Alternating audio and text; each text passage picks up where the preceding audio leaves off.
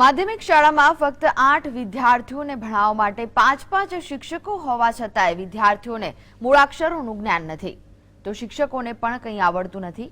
આખરે ક્યાં છે આવી અનોખી સ્કૂલ જ્યાંના શિક્ષક તો ઠોઠ છે જ પણ વિદ્યાર્થીઓ પણ ઠોઠ રહી ગયા છે। આ છે આદિવાસી વિસ્તાર છોટાઉદેપુરનું રંગપુર ગામ, જેમાં વર્ષોથી ચાલે છે આશ્રમ શાળા। બાળકના ભવિષ્યનો આધારસ્તંભ હોય છે પાયાનું શિક્ષણ। જો વિદ્યાર્થીઓને પાયાનું શિક્ષણ જ ન મળે તો વિદ્યાર્થીઓ ભવિષ્યમાં શું વિકાસ કરી શકવાના? આવો જ અધૂરો અધકચરો અભ્યાસ કરી રહ્યા છે અહીંના વિદ્યાર્થીઓ। અહીંની આશ્રમ શાળામાં આવતા વિદ્યાર્થીઓ માધ્યમિક કક્ષાએ પહોંચી ગયા, પણ તેમાંથી એક પણ વિદ્યાર્થીને તેનું નામ લખતા પણ આવડતું નથી। સરકાર કરોડોના ખર્ચા કરે છે, આદિવાસી સમાજમાં શિક્ષણનું સ્તર ઊંચું આવે તેની કોશિશ કરે છે, પરંતુ ખાટલે મોટી ખોટ એ છે કે આ વિદ્યાર્થીઓને ભણાવનાર શિક્ષકો પણ એવા જ ઠોઠ છે। તેમને પણ સામાન્ય જ્ઞાન નથી, તો પછી કૂવામાં હોય તો હવાડામાં આવે ને। આ જે કામ છે પ્રાથમિક લેવલમાં જે કરવાનું હોય છે એ કામ અમારે માધ્યમિક લેવલમાં કરવું પડે છે। એમને સહેજ પણ વાંચતા આવડતું હોતું નથી, એમનું નામ પણ લખતા આવડતું હોતું નથી, એમને બારાક્ષરીથી ચાલુ કરવું પડે છે।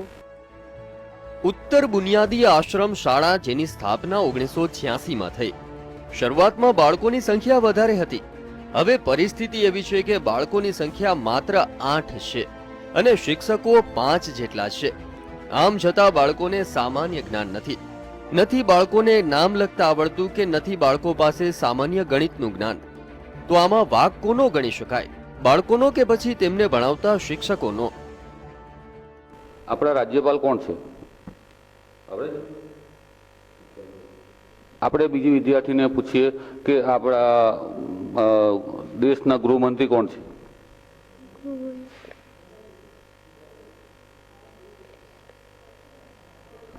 આપણે ત્યાં ઉત્તરાયણનો તહેવાર ક્યારે મનાવવામાં આવે છે?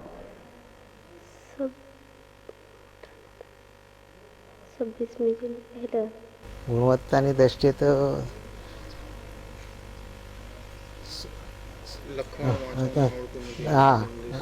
ખાસ તો એમને શું છે, પ્રાથમિકમાંથી એમને પાયો કાચો હોય છે, એટલા માટે અમે 2 વર્ષમાં પૂરેપૂરું એમને શીખી શકતા નથી।